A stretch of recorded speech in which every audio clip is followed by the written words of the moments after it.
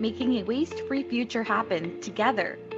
Your partner for change, CalRecycle is advancing world-leading reforms to cut waste and build circular use systems for all materials. CalRecycle-managed crews launched the next phase of cleanup to return clean, safe properties to wildfire survivors, plus new funding for businesses to help California turn more empty beverage containers into new products, and restoring tribal lands that have been overrun by illegal dumping. Join California's climate fight and shift to a circular use economy. CalRecycle's monthly public meeting starts now. Good morning, everyone. Thanks for joining us for CalRecycle's October 2024 public meeting, where we share important progress and updates as we work together to build a circular system that cuts waste and reuses all materials and products. Before we begin, here is a safety message and language access message. In the event of a fire alarm, we are required to evacuate. Take your valuables and use the exit signs. Do not use the elevators. If you cannot use the stairs, you will be directed to a protective vestibule inside a stairwell.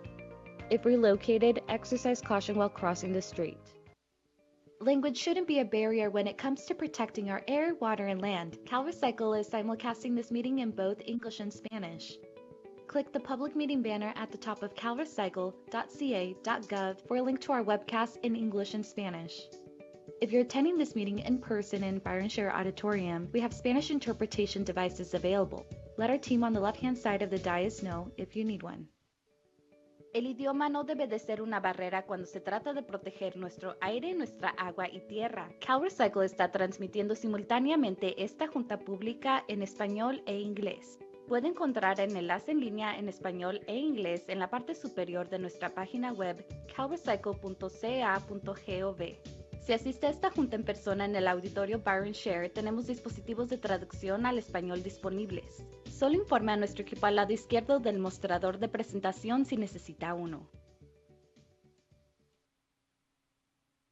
To help our Spanish language live interpreter, during this meeting, we will briefly pause after each item to give our interpreters time to relay the information. And to respond to your request, we have changed our order. Starting a couple months ago, we will give you a chance to give live public comments throughout the meeting on each topic instead of taking all comments at the end of the meeting. So we don't want to take comments for agenda items that haven't happened yet. So if you're calling in with a comment or question on a specific agenda item, we will let you know it's time to call in right before the agenda item. I hope that makes sense. So please do not call in before your agenda item begins. Thank you. Here's a little bit more about public comments.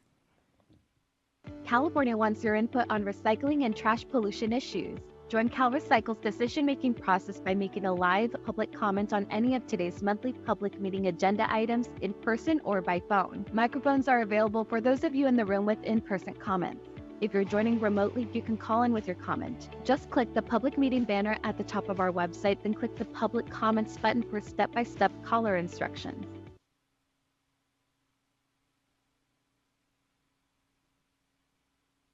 Let's see, so please call in now if you have comments on the upcoming items, the director's report, including the newly passed laws, and disaster debris recovery operations, and California's plastic pollution prevention and packaging producer responsibility at law. I think that's a little bit of a tongue twister, but so our first agenda item today is the director's report.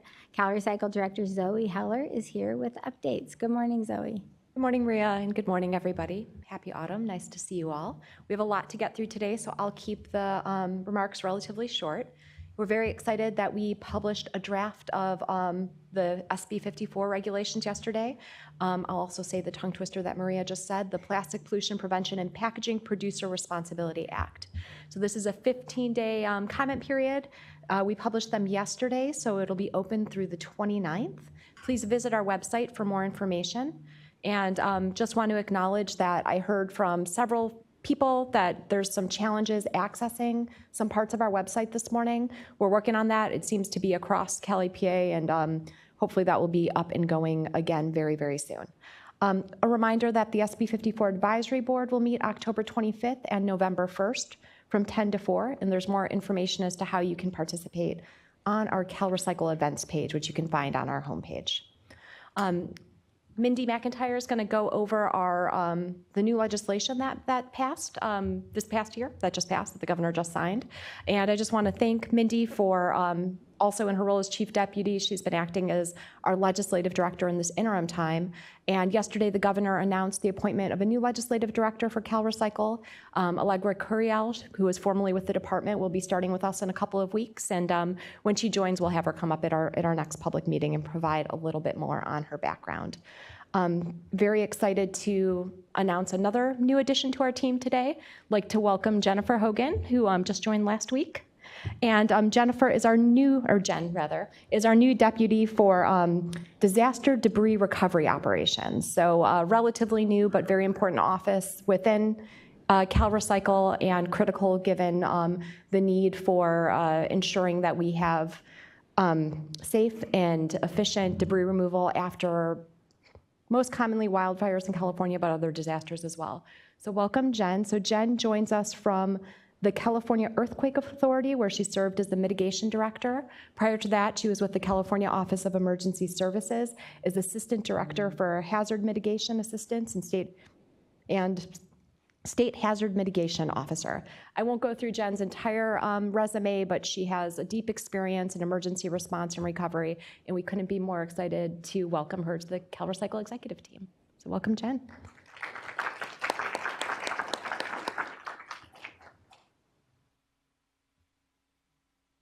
All right, that's me. Thank you very much, Zoe. I appreciate it. For disaster debris recovery operations, CalRecycle has been mission tasked by CalOES to oversee disaster cleanup operations in both northern and southern California. Our incident management teams are deployed to Chico and Bakersfield to clear debris from more than 500 properties that were destroyed by the Park, Thompson, Borel, and Boyles fires. Assessment and monitoring contractors are actively assessing properties enrolled in the Consolidated Debris Removal Program to verify site conditions, and disaster debris and hazard tree removal contracts are currently out for solicitation, and physical debris removal operations are expected to begin before the end of the month. That's it.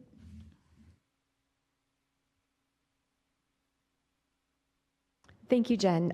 And we're hearing that some people are unable to access the call-in number to provide public comment from the website right now. So, Maria, do you have that number? Yes, they're getting it to me, and I will share it momentarily. So we're having an issue with our website with PDFs downloading. Our IT crew is working diligently to resolve it, and I will give you the number in just a few minutes. But in the meantime, California lawmakers advanced exciting new circular economy reforms this session, including the nation's first extended producer responsibility program for textiles and apparel. Chief Deputy Director Mindy McIntyre is here with an overview of newly signed laws that impact CalRecycle and its mission. Thank you, Maria. First, I'd like to thank our legislative affairs team who did a stellar job this year, including Anthony, Reggie, Lana, Delina, Andrea, and Delina. Sorry about that. For some reason, I just all of a sudden got names mixed up. Okay, so the legislature had a number of bills this year in our area, and I would also like to thank Aaron Rodriguez, who's a fantastic legislative director. Really looking forward to Allegra coming on as well. But we had a number of bills. 11 were signed into law, including new EPR programs. This year, just one new EPR program, and that's textiles. SB 707, which creates a new extended producer responsibility program for apparel and textiles. Two other bills relating to EPR are AB 863, which made a number of changes to the carpet stewardship program, and SB 1143, which expands the paint stewardship program to include architectural paint, non-industrial coatings, and paint and other paint-related products. Under consumer products, we have SB 1053, which will require retailers to sell only paper bags at the point of sale and no longer allow for the sale of reusable plastic or other plastic bags at the point of sale.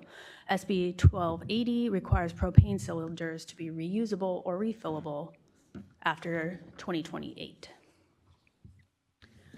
AB 2346 is relating to 1383, increases the flexibility for jurisdictions to meet their procurement requirements for recovered organic products. AB 2902 extends rural exemptions from organics recycling requirements and excludes bare bins from meeting colored lid requirements. SB 1046 directs CalRecycle to develop a programmatic EIR for small and medium-sized composting facilities. Under beverage container, only 3 this year, AB 2511 extends the sunset date for the Plastic Market Development Program. SB 1113 extends the sunset and repeal date of the beverage container pilot program to 2034. And then SB 551 allows manufacturers of plastic CRV containers to submit consolidated reports to meet recycled content requirements. That's all for this year. Thanks, Maria. Thank you so much. And just to get back to the technical issues that we're having today. So we're having trouble on our website with downloading PDFs. So usually when you call in, all the instructions are on a PDF because that phone number changes every month. So this month, and I will give the number as we go through the meeting today, but the number to call in if you have comments, and you can do that when right after we talk about each of the subjects or at the very end. The number is 669-900-9128. That phone number again is 669-900-9128. And the meeting ID, unfortunately, is a little long. It's 813-4851-8939. That's 813-4851-8939. And then the passcode is 835862. That's 835862. And if you didn't get that, you may be able to rewind the broadcast, but also I will give the number again. So moving along, to keep California up to date on new law implementation, CalRecycle published today a new Responsible Textile Recovery Act of 2024 webpage. And you can check out the page for progress updates on regulation development, implementation management, and enforcement of producer stewardship programs. It's a general overview at this time as we just begin implementation. California is building a comprehensive circular strategy to reduce and reuse all materials, and to that end, a new web page has also been published on California's Zero Waste Plan with development updates and an implementation timeline. So now to public comments. Again, the number is 669-900-9128, 669-900-9128, meeting ID 813-4851-8939. Just have to bear with us today. 813 is meeting ID 813-4851-8939, and the passcode is 835862. Again, 835862, and pound after each of the meeting ID and the passcode. So now to public comments. Do we have any public comments on the director's report, legislative updates, or disaster debris removal in the room right now? Doesn't look like anyone's moving to come to the front. If you have one, you can come to the microphone up here. Okay. And then do we have any callers calling in at this time? No. Okay. So again, you will have an opportunity, if you have been unable to get a hold of us so far, you will have an opportunity at the end of the meeting to address any of the agenda items.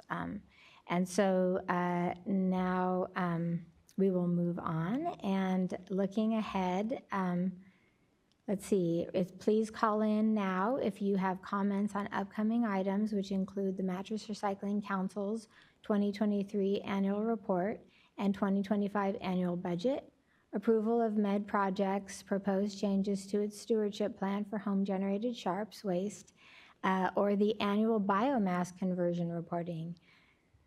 And bear with me again. If you need to call in, it's 669-900-9128, 669-900-9128, And they've added it to our slideshow, which is really helpful. I think everyone will agree. And we do have a caller. It's a caller for the end now, right? Yeah, well, we can take that call. Thanks. Call for the last 4 digits of 1109. Please go ahead and unmute yourself and go ahead and make your comment. Hi, this is Heidi Sanborn. Can you hear me? Yes. We can.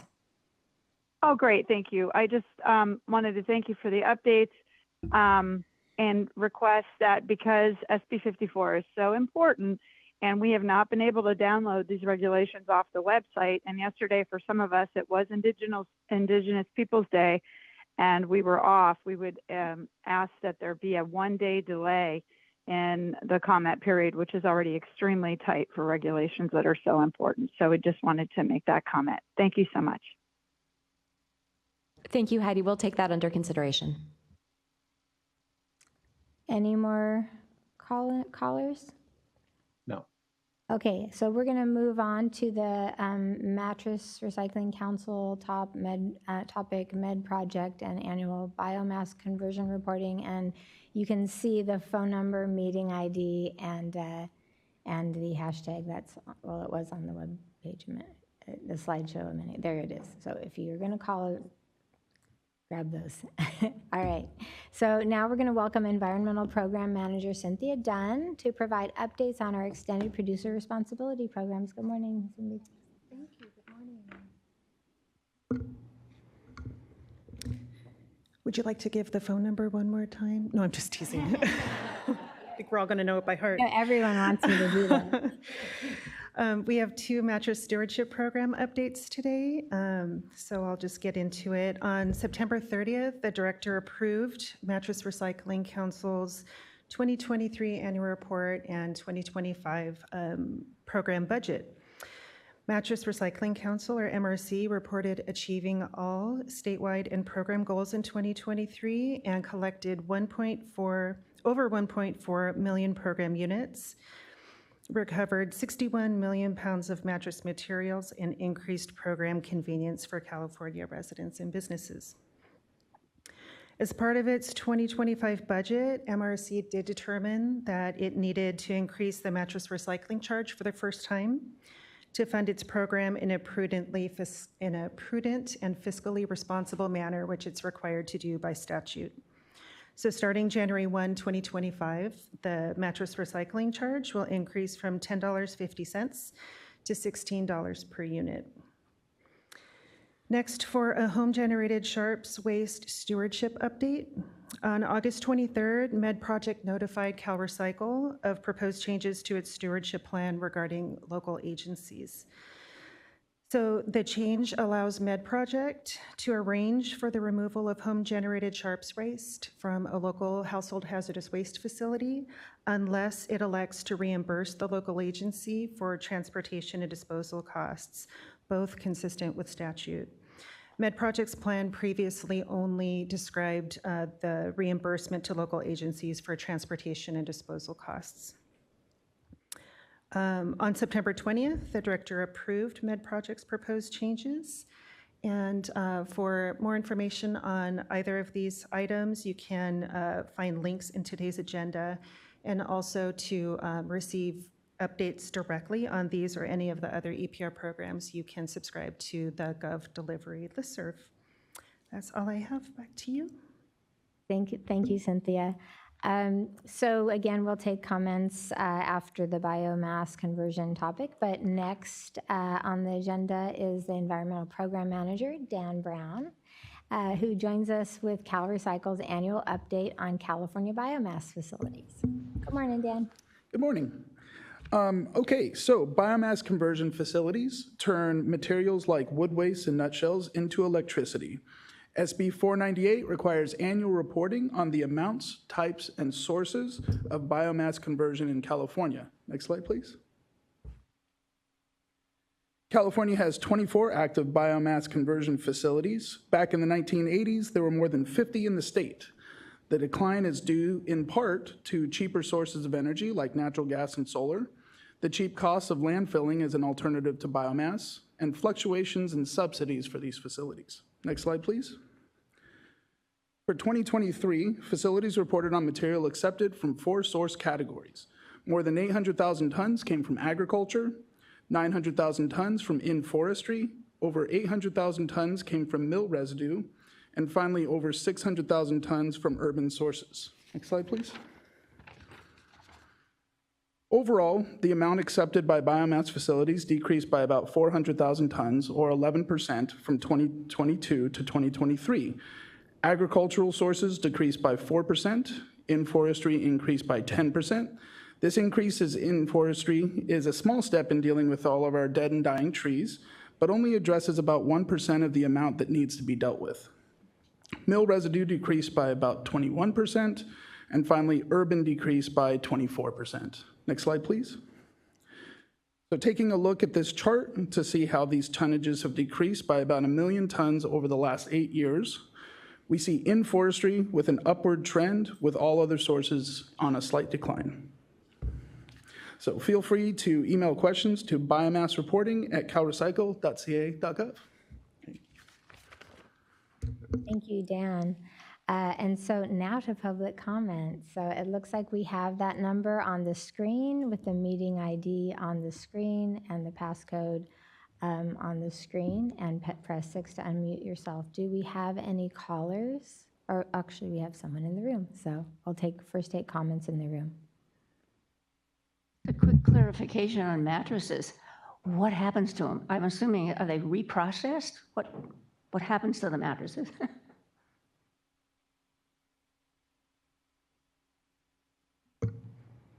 Thank you for your question. Yeah, the mattresses are collected from the Mattress Recycling Council's collection system, and they're taken, and some are renovated, and the others are that are able to be, which most of them are, they're dismantled, and the materials are then sent to other markets for recycling.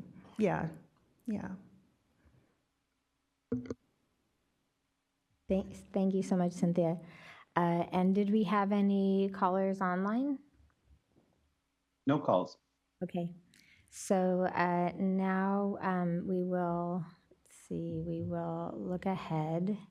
On the next section, for those who may call in or speak in the room, we are now going to move on to the beverage container recycling program and grants and loans. So if you have any comments on the beverage container recycling program, grants and loans, including eligibility criteria for beverage container loan program, awards for the tire incentive grant program, or awards for the farm and ranch solid waste cleanup and abatement grant program, please call in now, and your call will be taken after we give our updates. So now, Beverage Container Recycling Program Deputy Director Amy Cameron has some program updates to share. Good morning, Amy.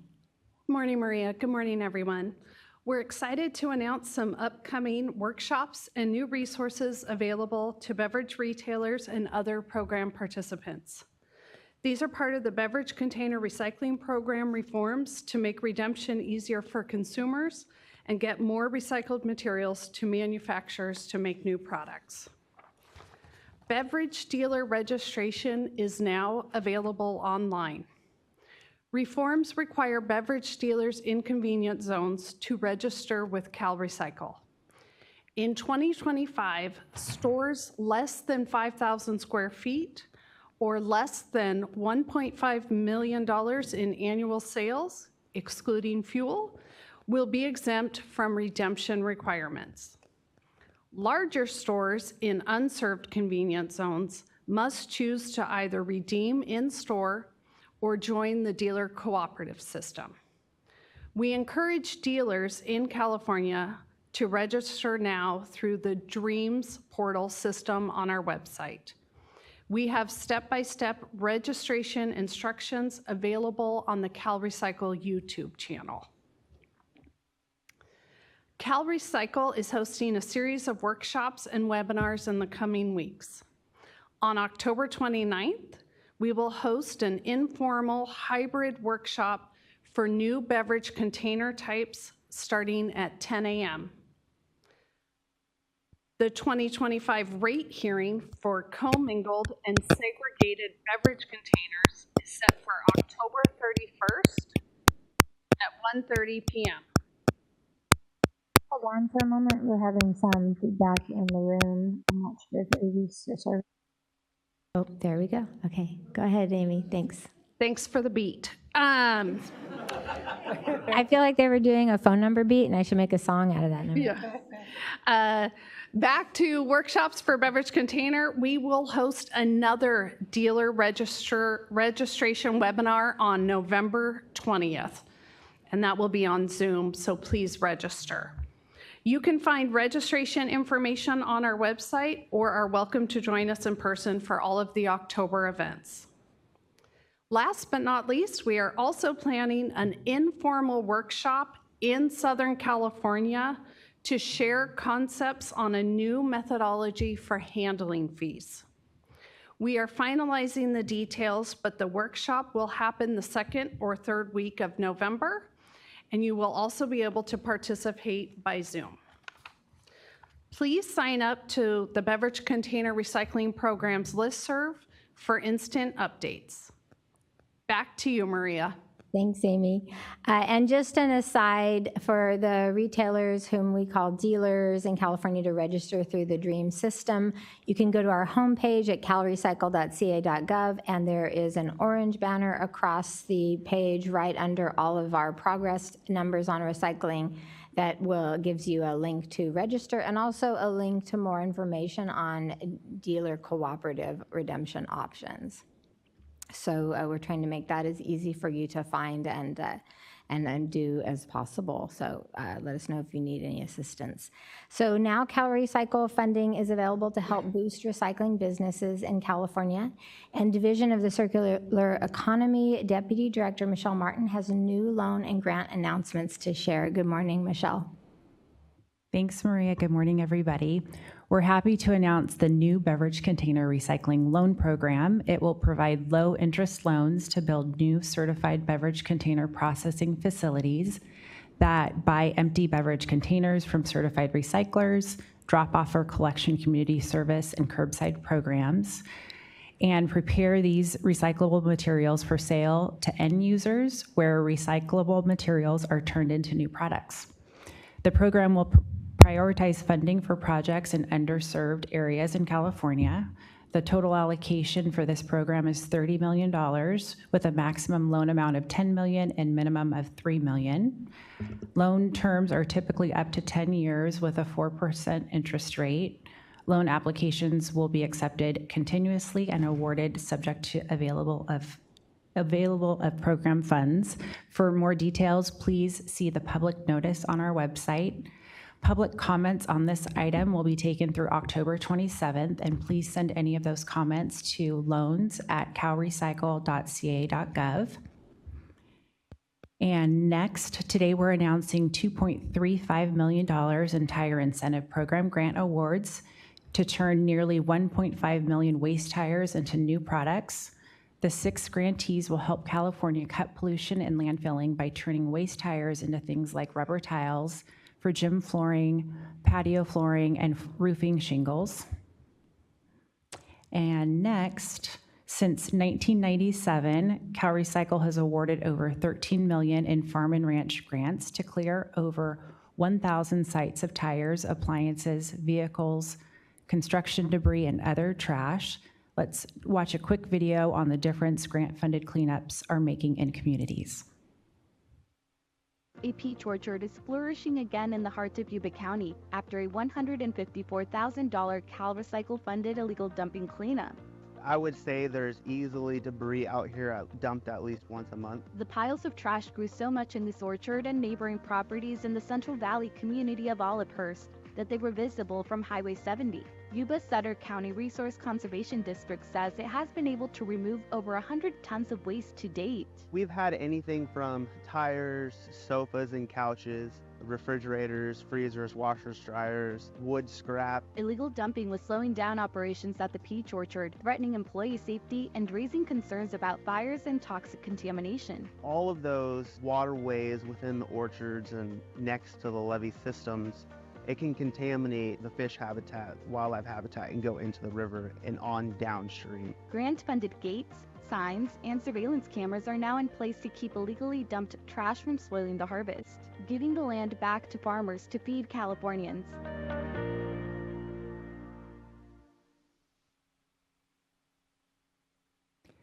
We're announcing $250,000 in farm and ranch cleanup grants to Kings County and Pitt River Tribe.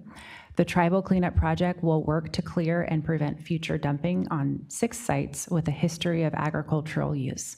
Thank you, and back to you, Maria. Thanks so much, Michelle. And now we're going to go back to public comments. So as you can see, the slide on screen has the number, meeting ID, and passcode. We will now take public comments on the beverage container recycling program updates or the grant and loan announcements. First, we'll take any comments from the public present in our Sacramento Cal EPA headquarters meeting room today. And looks like we have a commenter. Good morning. Me again. I'm from Nevada County. I'm on the Solid Waste Commission and stuff. And, you know, CRV is one of my projects, one of my pet projects. I'm trying to get it going. I want to clarify is what you're offering for the stores, because it's my understanding that the stores are paying like $100 a day fine for not doing anything. And so now you're going to make something available so that there's a way for the stores to be able to make money or at least break even on taking these in, because we have nothing. You know, we have the facility is 25 minutes away from just about everything. And we do have Save Mart is putting in one of those reverse vending machines, which is really cool. But because I'm working with the supervisors next week, and I want to find out what is this for the dealers? How do we get to those guys? I mean, at stores, you know. Yeah, great question, and thanks for asking it. We also are very interested in getting more convenience throughout the state in ways that make sense for those geographies within the state. So starting January 1st, dealers are required to either redeem in store or join a new program called a dealer cooperative. And we're developing the regulations right now for those dealer cooperatives. Mm-hmm. And what those are essentially a nonprofit will start a program working with various dealers in California to come up with a solution for convenient redemption. So it can look like more of those reverse vending machines or bag drop or mobile recycling to be able to best serve that community. Okay. So we'll be wrapping up those regulations soon. We'll probably start seeing some applications coming in the new year that will identify where there's interest in citing these dealer cooperatives throughout the state. But in the meantime, there are some entities that have received some grant funding for us to put in some of these new technologies throughout the state, like the one that you mentioned, to provide that additional level of convenience. Mm-hmm. Amy, did you want to fill in any gaps there?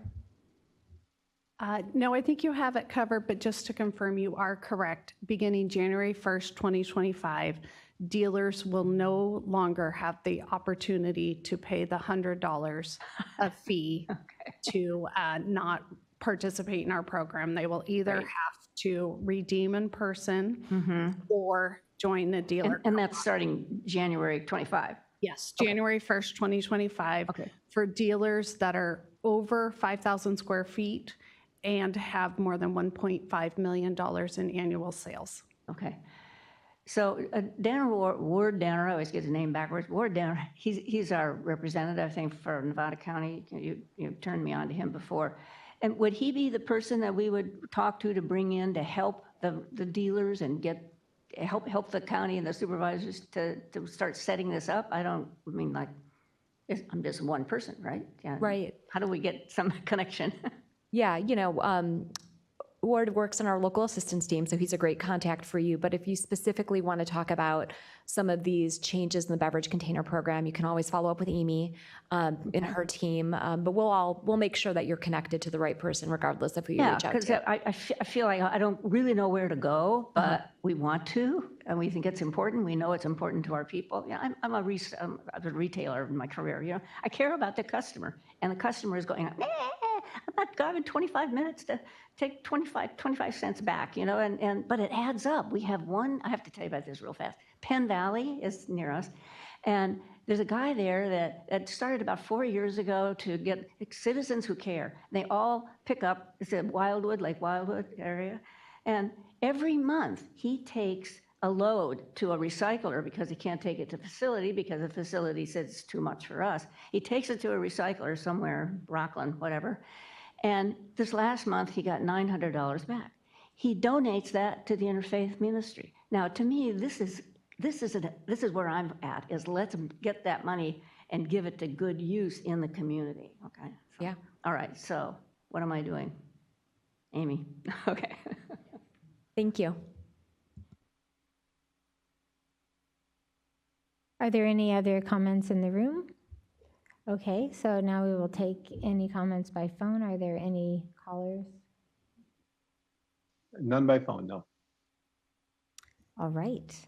So we will now move on, and now we will, if you are interested in commenting, please call in now for the topics of approval of the Grover Hot Springs burn dump remediation under the solid waste disposal and co-disposal site cleanup program, and the solid waste facility permit and waivers updates. So let's get right to the latest solid waste disposal and co-disposal site cleanup project. Approved sites may be eligible for CalRecycle funding when the responsible party is unwilling or unable to pay for actions needed to protect public health and the environment. Our Deputy Director, Mark DeBee, joins us now with this item. Good morning, Mark. Good morning, Maria. The Grover Hot Springs burn dump site will be remediated as a CalRecycle-led cleanup project. It is about 1/4 of an acre, and it's in Alpine County, and it is located within Grover Hot Springs State Park near Markleeville.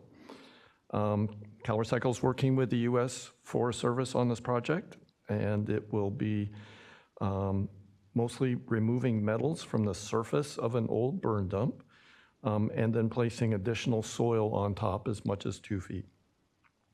The work is being performed during this month, and the estimated cost is $62,000, and that funds are coming out of the solid waste cleanup program.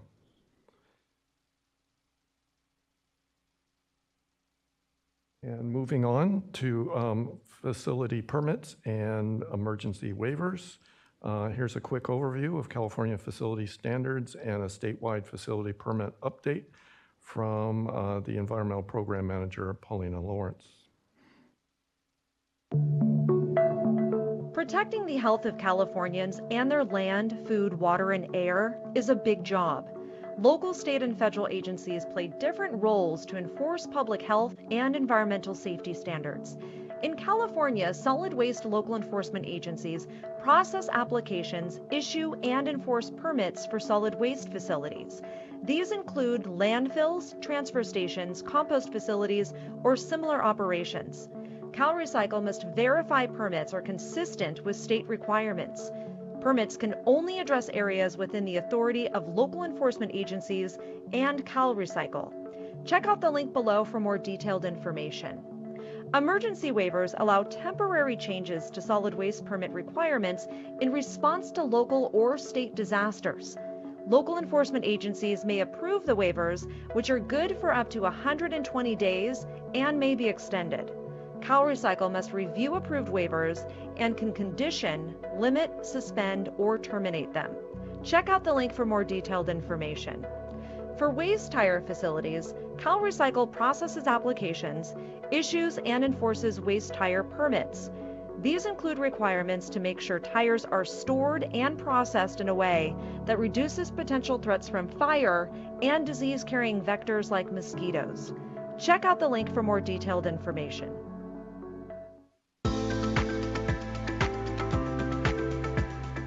Since last month's public meeting, the department concurred or issued on for Sacramento County. The department issued on October 4th, 2024, a new minor waste tire facility permit for Rubicon Logistics. Action was needed December 7th, 2024.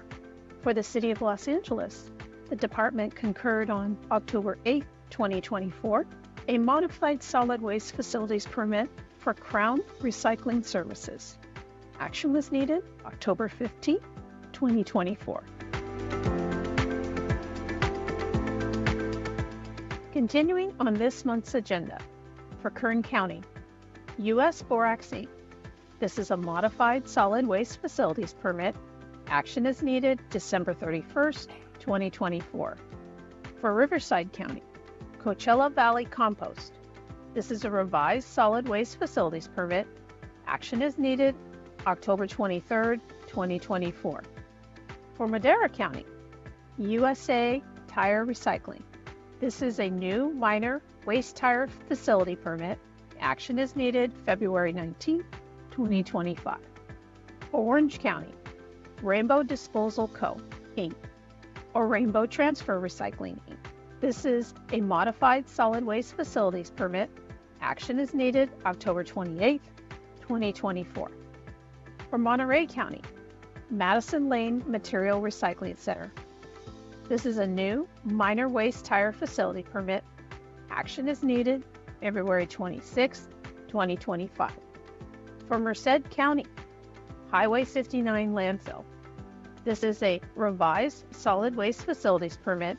Action is needed November 9th, 2024. New to this month's agenda, for Monterey County, Converted Organics LLC. This is a modified solid waste facilities permit. Action is needed November 17th, 2024. Preliminary review of the permit package indicates the following proposed changes. Modifying current solid waste facilities permit from a compost activity to an in-vessel digestion activity. Also for Monterey County, AgroThrive Inc. This is a revised solid waste facilities permit. Action is needed November 17th, 2024. Preliminary review of the permit package indicates the following proposed changes. Updates to the solid waste facilities permit from a compost activity to an in-vessel digestion activity. An increase in the maximum daily tonnage from 71.4 tons to 350 tons. An expansion of the facility from 1 acre to 6 acres. And an increase in the maximum traffic volume per day from 15 vehicles to 16 vehicles per day. For San Luis Obispo County, B. Goodrow Inc. This is a revised compostable materials handling facility permit. Action is needed December 13th, 2024. CalRecycle is the designated enforcement agency for this jurisdiction. Preliminary review of the permit package indicates the following changes. Increase to the permitted maximum tonnage from 200 tons per day to 300 tons per day. Increase to the design capacity from 50,000 cubic yards to 50,000 tons, which is approximately 100,000 cubic yards.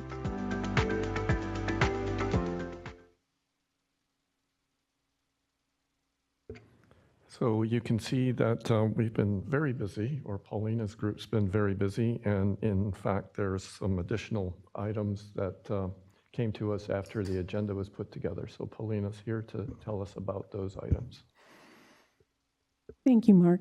So we have 2 additional items we want to add in. For Imperial County, we have Salton City Solid Waste Site. This is a modified solid waste facilities permit.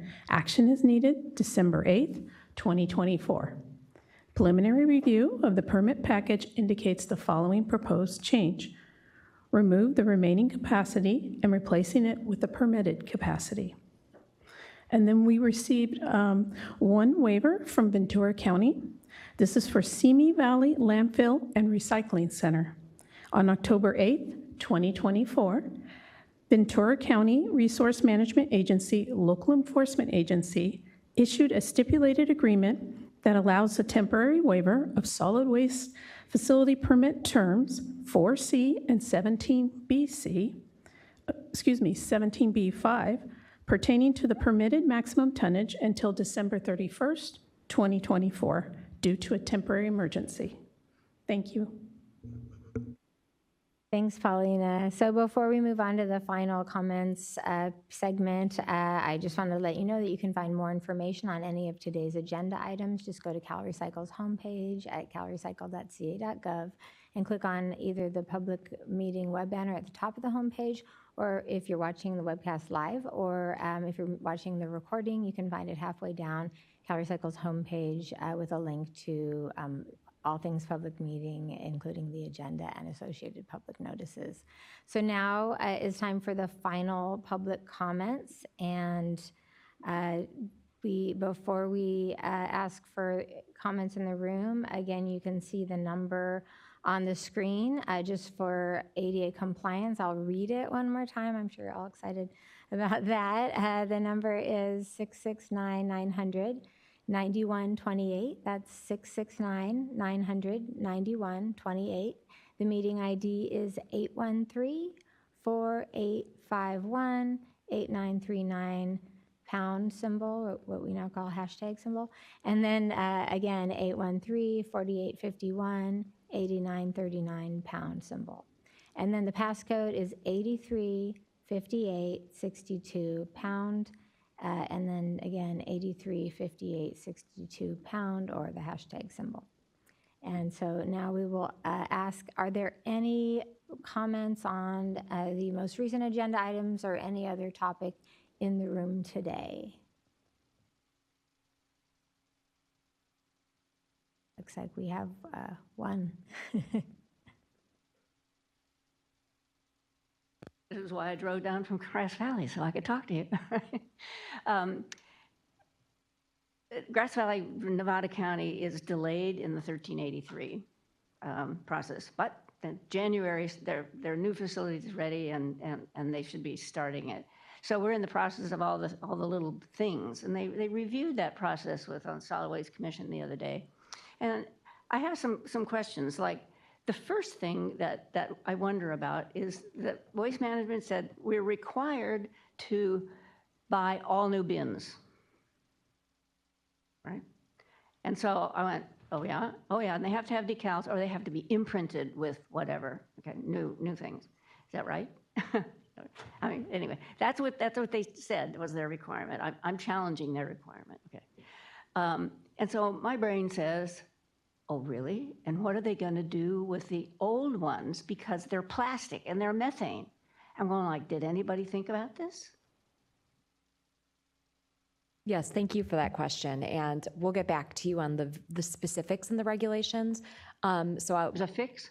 Well, with the specifics in the regulations. Oh, specific. Well, I thought you were going to fix it for me. Okay. But my understanding is that the existing bins can go through their lifespan before the new bins have to be purchased. But I want to make sure that I'm correct on that and get back to you with the specifics. That's important. Mark, you're here. Yeah. Yes, there is an option to continue using old bins, and there are some nuances to it. And my understanding is a number of jurisdictions that have changed out bins have found ways to recycle the old bins. So they don't just throw them in the landfill. Well, some people might, but there are options to recycle the used bins. Okay. I think I need to know the options. I have a card, I can give it to you on how I can be, yeah. And we do have our MMLA Deputy Director on Zoom right now. Oh, good. Kara Morgan, if you are able to unmute, did you want to address the information? Great, thank you. Yeah, I would be happy to. Thank you so much for being here. I always appreciate your engagement and involvement. And yes, to Zoe and Mark's point, the regulations do allow for phasing in the containers. So what I'd like to do is set up a follow-up meeting with you and probably the jurisdiction folks and maybe the hauler to talk through maybe, I'm not exactly sure what's going on there. Maybe they misunderstood, or maybe there's, kind of a different plan. But the regulations do allow up until 2036, if a container is still, useful, it can be replaced up till then. If the container, if its life needs to be ended and replaced, then there can be a phased-in approach to the containers. Any new container that is provided, however, must be the required color as well as have the correct labeling. So there's a lot of flexibility, and I'd love to set up a conversation and let's work through this and kind of figure out what's going on and provide some good guidance. Okay, perfect. Thank you. We'll have one other thing on 1383. I'm just, I live in Grass Valley. I'm just a homeowner. You're just supposed to have X amount of things. Well, they're telling me that there is a requirement that I must have 3 bins and pay for 3 bins. And of course, the fees have gone up significantly.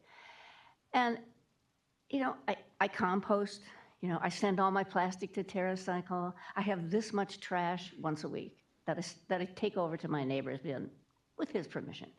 And now they're telling me I have to have these 3 bins whether I want them or not, and I have to pay for them even if I don't get them.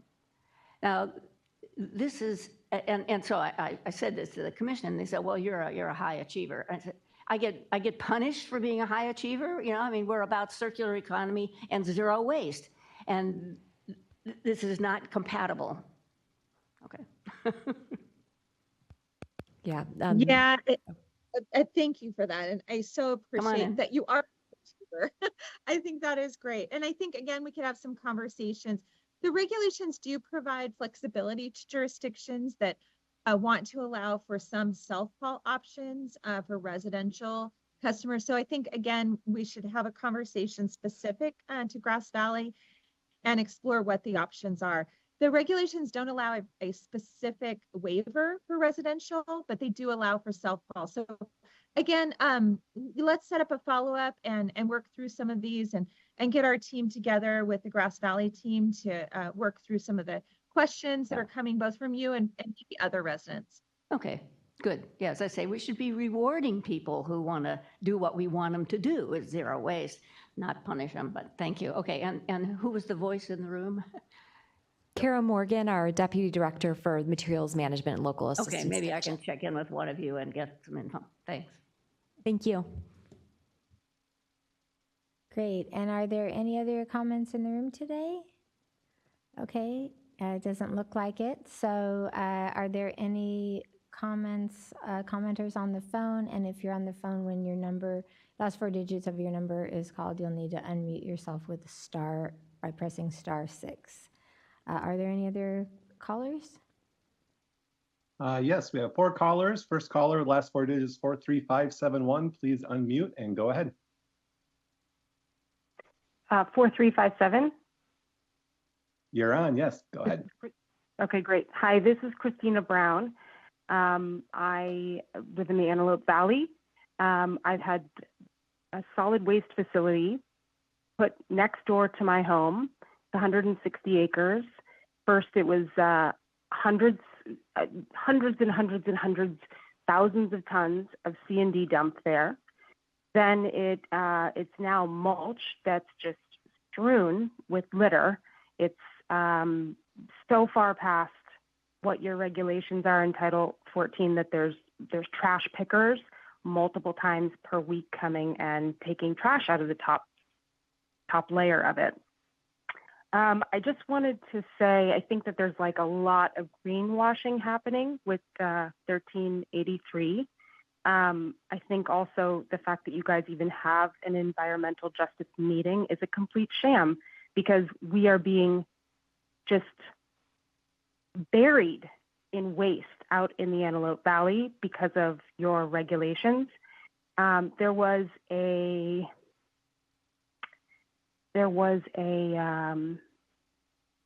meeting between the LEA and CalRecycle, LEA asked for clarification on the applicability of PRC 44000.5, which is a person shall not dispose of solid waste, cause solid waste to be disposed of, arrange for the disposal of solid waste, transport solid waste for purposes of disposal, or accept solid waste for disposal, except at a solid waste disposal facility for which a solid waste facility's permit has been issued, pursuant to this chapter, or as otherwise authorized pursuant to this division and the regulations adopted by the board pursuant to this division.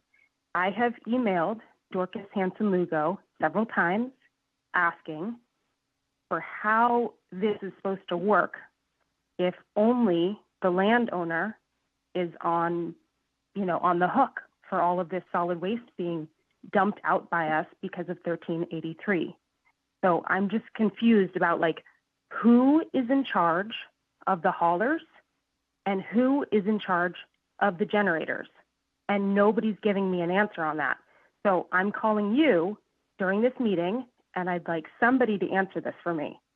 We've also put in a PRA request to get some information about this meeting that was had, because none of this is making sense, and you guys are just dumping solid waste on us. Hi, Christina. Thank you for reaching out and for calling and for sharing the concerns and the acknowledging the challenges with the various entities that are responsible for various components of implementation of 1383. I think it would be helpful if we had a follow-up discussion to take a little bit of a deeper dive into some of the conversations that have happened. Our intent with implementation of 1383 is to avoid this exact scenario that you're talking about. So it's certainly something that we take seriously and want to explore and see where there's options for resolution. I'm just looking over at my colleague Mark to see if he's familiar with the conversations between the LEA and the department. Yes, I would also like to ask, hold on one second, please. I'd like to ask if there's anyone at CalRecycle that truly believes that anything agronomically beneficial about dumping mulch 6 feet, 12 feet, 20 feet high in the high desert where there's no water, where nobody's overseeing anything, if that's going to actually do anything. Because what it just seems like is that it's a horizontal landfill. I mean, you guys are trying to save Chiquita and, you know, do this greenwashing of California where it's zero waste, which is total BS. And you're just dumping it sideways all around our homes. And there is something called inverse condemnation, where that's everybody in the Antelope Valley that's experiencing this should sue you guys for creating this thing that you've absolutely taken no responsibility for on the back end. And every single department keeps shifting blame over, and my home is ruined. I have trucks going at 1 a.m., 2 a.m., 3 a.m., 4 a.m., 5 a.m. They're dumping. And it's not just next door to me. It's all over these giant, giant facilities that are completely unregulated. There's no Swiss permitting. There's no permitting of anything at all. And you're doing it on top of a bunch of poor and middle income people that have no way to fight back. I think that this, I would really like a meeting with you, and I think somebody from CalRecycle should come and talk to our community, because I can't get our supervisor to come and look at any of these things. And I spent 3 days down, trying to give comments at the supervisors meeting, and they're finally going to try to do something about it. But this is horrific. It's horrific. You guys are very quickly just obliterating certain areas on the map. Is anybody familiar with what I'm talking about? Yes, this is Mark DeBee, Deputy Director that oversees a program here at CalRecycle that works with our local enforcement agency in their efforts to enforce solid waste law. And I am familiar that our staff have been consulting with the local enforcement agency, Los Angeles County, on a number of illegal disposal activities and in your area.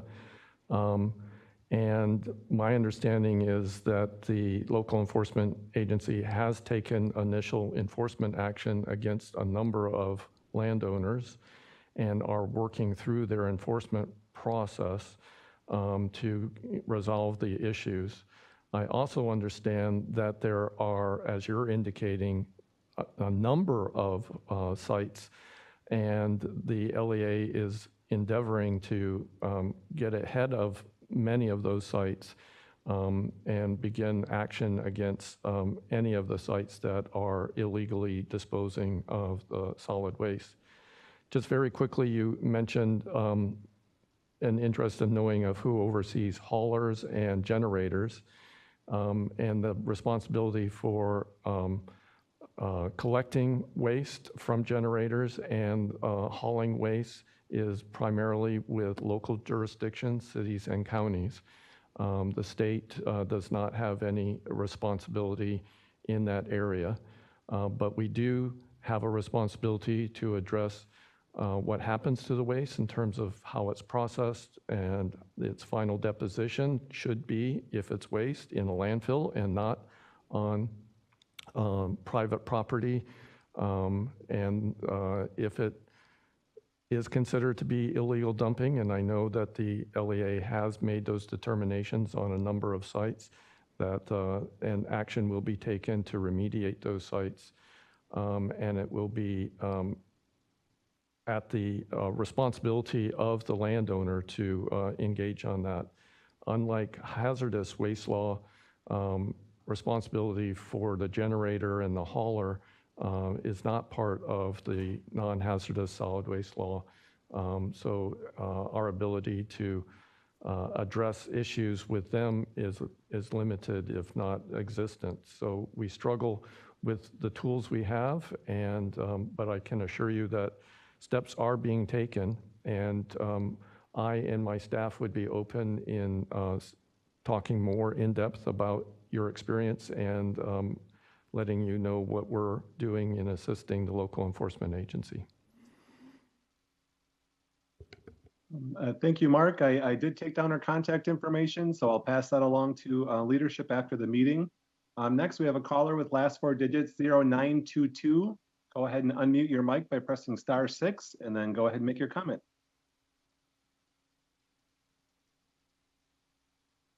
Hello, my name is Katie. Can you hear me? We can. Okay, great. I'm calling about the SB 54, the CMC report. So that report indicates that number 5 PP plastic is potentially recyclable, and that is a bit confusing to me. The other CalRecycle data indicates that that is not accurate. There was a public records request into CalRecycle's recycling and disposal report system, the RDRS data, which found that only 2.7% of California's number 5 PP rigid plastic waste was even sorted in quarter 1 to 3 of 2023. If you also look at the CalRecycle 2023 processing fee final report, it indicates that they used the calculated change in number 2 HDPE to determine that the cost per ton to recycle plastics number 3 to number 7, because they made up less than 5% of the total number of containers recycled. This is the 7th cost survey that the cost per ton for plastics number 3 to number 7 were based off the percentage change in HDPE number 2. I'm just confused about why then, if that data indicates that the plastic number 5 is actually not recyclable, why it was placed on that CMC list as potentially recyclable, and if CalRecycle will be publishing the data they relied on in order to make that determination. Hi, Katie. Thanks so much for calling in, and really great question, acknowledging that there's a number of different data sets that CalRecycle looks at to make determinations for different parts of our programs. And one of the things that we're looking at as a whole for California and for CalRecycle is ways in which we can align that data better, so there's more clarity around the data that we have and how it's used for different determinations. So just wanted to acknowledge that. Specific to the covered material categories and those determinations of potential recyclability and compostability, those determinations were made on Jan 1 of last year. And what we utilized per our statutory responsibility, and I think I'm getting this right, but looking out at the team in case I say anything that's not quite right, is the criteria that were a part of Senate Bill 343 that look at collection of certain covered material categories at the jurisdiction level, and then how those materials are processed at large volume transfer processors. And through that data, that's how we made those determinations of potential recyclability and compostability. Not going to remember the exact percentages off the top of my head, but it's in the 60% as far as residential collection and sorting at those large volume transfer processors. And that's specific to that covered material category. So that category of that package. For polypropylene, for example, it may have said like a polypropylene takeout container or something along those lines, or a bin, like a, you know what I'm trying to like thinking of, like a yogurt container, like something along those lines. So that was the data that was used. In Jan 1, we're going to be updating those determinations of recyclability and compostability for the covered material categories list based on any new data that we've collected or analyzed from last year to this year. So as it relates to the other data sets, those are collected differently. That data is collected differently for different outcomes.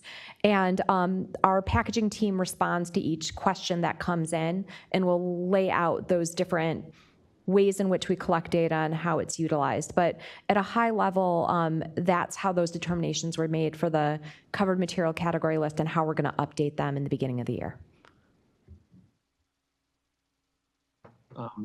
Thank you. And yeah, the caller can email packaging at calrecycle.ca.gov and we can speak to more of the specifics on that. The next caller with the last 4 digits, 5478. Go ahead and unmute your mic by pressing *6 and go ahead with your comment. Hi, can you all hear me? Yes. Awesome, thanks. Hi, I'm Cher, co-founder CEO of Cycli. What we're looking at is essentially helping to build out reuse infrastructure, and the way we're doing that is starting with curbside collection of reusable packaging. We are about to pilot curbside collection of reusable packaging in the city of Berkeley.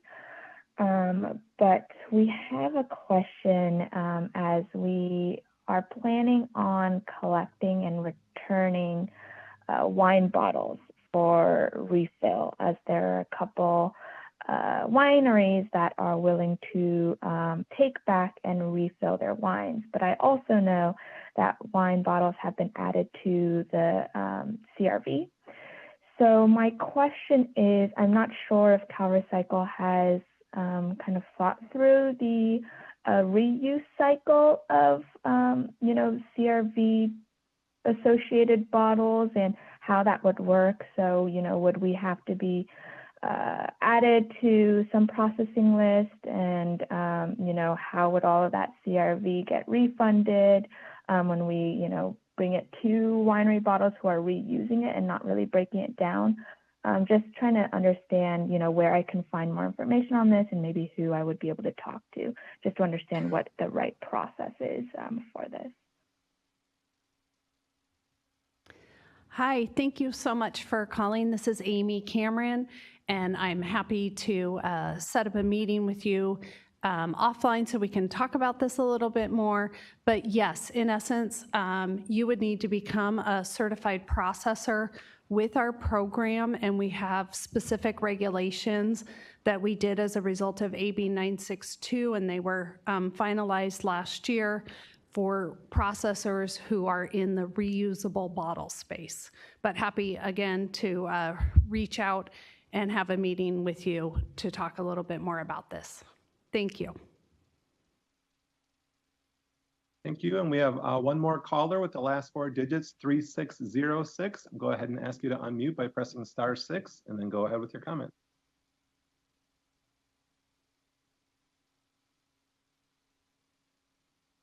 Hi, everyone. This is Jose Centeno. I'm calling from the Association of Rural Town Councils.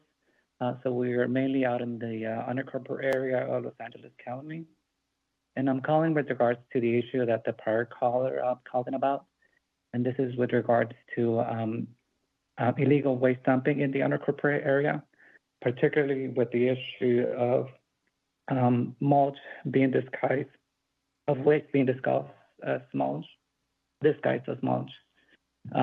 So throughout the Antelope Valley, there's illegal dumping that's happening, and by what do you call it, in amounts that are unbelievable to be seen. I recently attended a meeting by the near the community of Nina, Canos, Bakers, and 3 Points. There were over 90 people who spoke on this issue and how this is affecting their health, meaning that they have piles of waste. And this has been happening since 2020 on. They have been recording this. So now it's to the point where you have there's a few spots where they're literally running a landfill for complete waste disposal. I've seen it with my own eyes. The deputy spoke earlier with regards to LA County addressing the issue, but it has not been addressed for the urgency that it requires. The last update was that they're trying to allocate funds. They're trying to do an ordinance, but this is going to take months, if not years. The last thing that they did was they were trying to assign 2 people from the health department of Los Angeles County. They had no idea who those 2 people were. There's no real plan of action. So when earlier it was stated that CalRecycle is responsible for where illegal waste ends up, this is where it's ending up. And we don't know exactly where it's coming from, meaning that could also come from construction waste, from other facilities. So these communities are being devastated by what's going on, and we're not getting straight answers. I live on the opposite end of the Antelope Valley, where the problem is not as big, but it's also starting to happen on our end. It goes all the way from near the 15th all the way to the 14th, where this is happening. So we truly wish that at least CalRecycle can demand or at least get a true, accurate update of what's really going on from LA County. If possibly we can provide with pictures, videos of everything that's going on as proof, but it's frustrating that all these communities are suffering. They've been suffering for months and years, and there is no immediate action. So I'm not sure if you guys can put this on your agenda for next meeting so we can provide with input, but something has to happen. Yeah, thank you for your call and for sharing with us what you're experiencing. Mark shared some details with the previous caller about our process here and where our authority lies. But as he stated, and similarly, we're happy to meet with you to discuss more details specific to what you're saying and what you're facing, and see where there's an opportunity for us to convene with the other regulatory agencies to identify a resolution or a path towards resolution. So if you could leave your contact information with Lance, we'll follow up with you and explore further to see where there's additional options. Hi, this is Christina Brown again, and I just unmuted myself because I was muted before. I just wanted to say that Los Angeles is pointing its finger at you and saying they can't help us because of your laws, and you guys are, I don't know what you're doing, but I mean, you're guiding the LEA as far as the materials that we're seeing. And so if you could guide them in a different direction to actually take some initiative to help us stop what's happening right next to all of our homes, that would be really helpful. And there has not been a clear answer about who's in charge of anyone else but the landowners, and it's just a big gaping hole. And I'm wondering if anybody needs my contact information in order to have a meeting about this. Yes. Hi, Christine. I got your contact information earlier, and I'm passing that along to the deputy directors. Okay. Because we can't keep going on like this. It's devastating. It's devastating. All right, thank you. And then, so we'll follow up with you on that. We do have one more caller, and I'm going to go ahead and ask you to unmute your mic with the last 4 digits. Thank you. 3483. 3483. Thank you.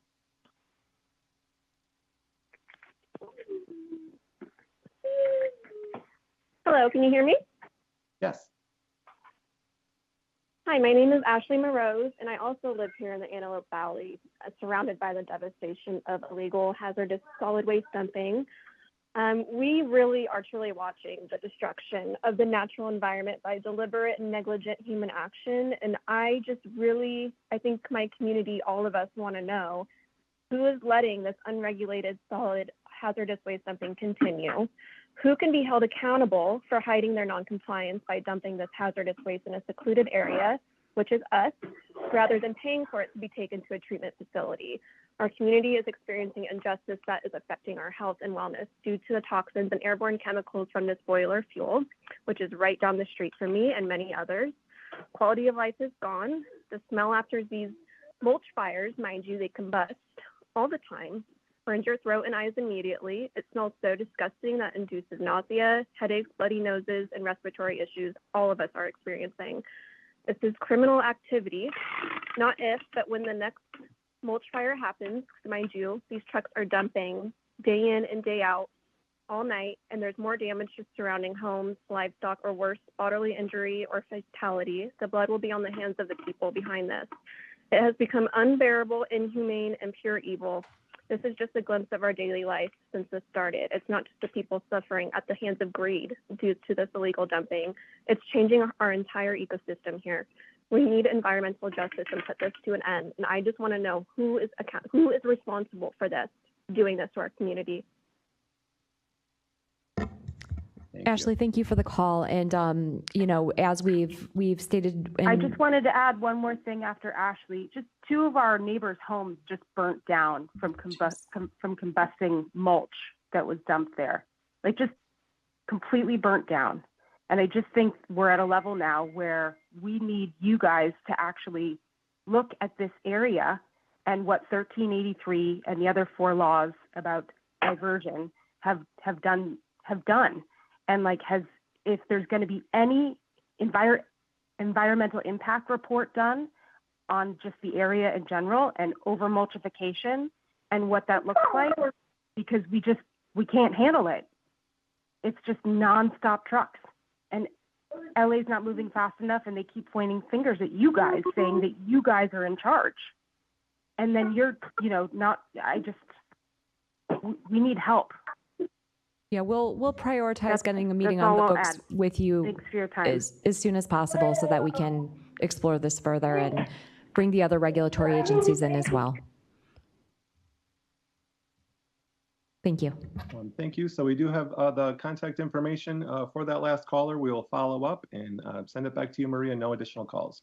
Okay, thank you so much, Lance. And we do have one additional comment in the room, maybe a couple of them. So go ahead, Nick. Good morning, Nick Lapis with Californians Against Waste. I wanted to comment on the Antelope Valley situation, but almost more broadly than that, I think it warrants us having a new set of conversations about illegal land app. I mean, seeing the photos from the Antelope Valley, it is really staggering. Like, we hear illegal dumping and we assume it's a pickup truck load of material that somebody dumps. But this is, dozens of transfer trailer trucks arriving every day with piles that are taller than the people in the photos, and just so clearly in violation of the Title 14 regulations, which you updated about a decade ago specifically to address this issue. The requirement previously had been that you can't apply mulch beyond an agronomic rate, and that had never been defined. And you all took on this issue and put specific parameters that you can visually see from the photos are being completely ignored. If nothing else, the 1 foot depth is clearly being ignored. But this isn't just an Antelope Valley issue, and it is a systemic issue. And whether it's just enforcing the existing regulations, further updating Title 14, maybe re-looking at 901 and some of the reporting there. This was an area that I personally don't think was handled sufficiently in 901. There's a broader conversation that needs to happen here. I think we're very open to supporting legislation on this if necessary, but it is staggering if you've seen the photos, and it's not unpredictable either. Thank you. Thank you. And we have one more caller or one more person in the room. Evan Edgar, California Compost Coalition. It is staggering. It's inhumane. What's going on out in the high desert is bigger than what you can even imagine. It's miles long of levees, 15 feet high, piled 6 to 10 feet deep. And you do have current regulations on this. We don't need to have another ordinance or another law. We have all the tools in the toolbox today. There's no reason why this is not being handled today. I rest assured none of my California Compost Coalition members are doing this.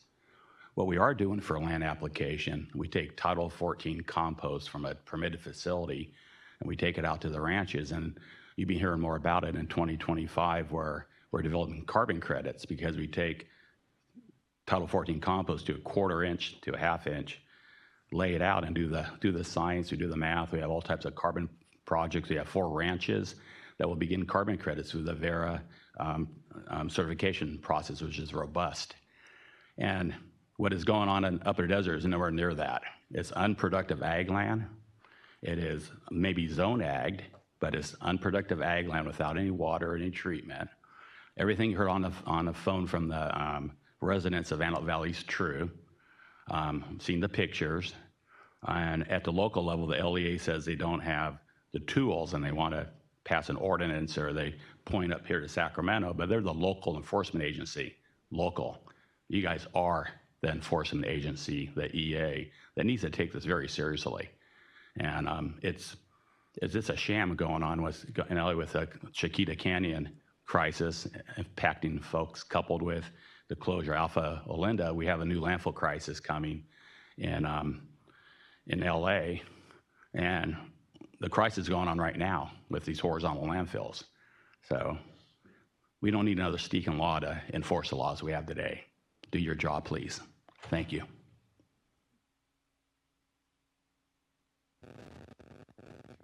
Are there any other comments in the room?